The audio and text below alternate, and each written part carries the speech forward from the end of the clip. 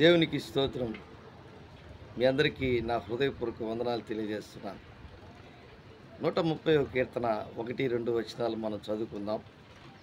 యెహోవా అగాధ స్థలంలో నుండి నేను నీకు మొరపెట్టుచున్నాను.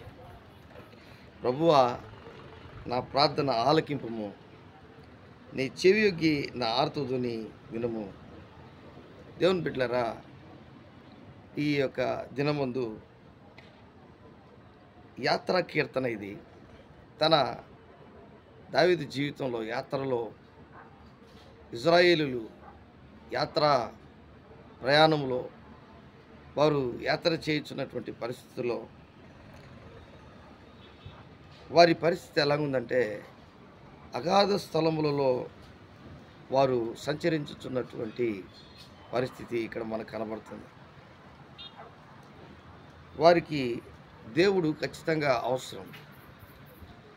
వారికి అగాధ స్థలములలో వారు దేవునికి మొరపెట్టడం. ఎందుకంటే దిక్కుతోచనటువంటి పరిస్థితి, దారి తెలియనటువంటి పరిస్థితి. వారు ఎలాగా వారిని వారు రక్షించుకోవాలో వారికి తెలియనటువంటి పరిస్థితి.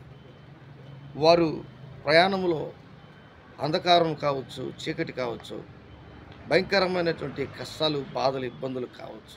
అయితే వాటన్నిటిలో నుంచి తప్పించబడాలి అంటే ఈ అగాధ స్థలములో నుంచి, భయంకరమైనటువంటి ఆ చీకటిలో నుంచి, అగాధములో నుంచి వారు తప్పించబడాలంటే ఖచ్చితంగా దేవునికి వారు మొరపెట్టాలి.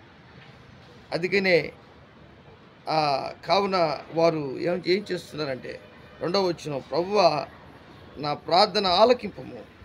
నీ చెవియొగ్గి నా ఆర్తధ్వని వినుము.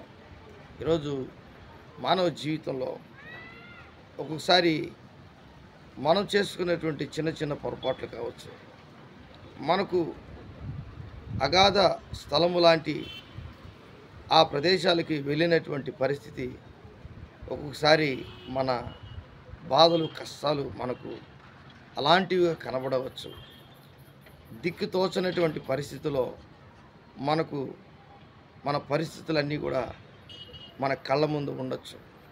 అయితే మన ప్రభువును రక్షకుడైన యేసుక్రీస్తు ప్రభులవారు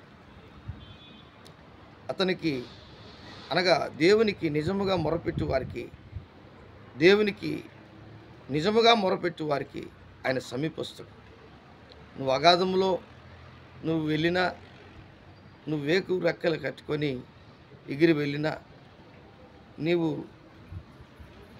సముద్ర దిగంతములకు వెళ్ళినా, నీవు కొండలపైకి వెళ్ళిపోయినా, ఎక్కడికి వెళ్ళినా దేవుడు నీతో ఉంటాడని, నాతో ఉంటాడని దావీదు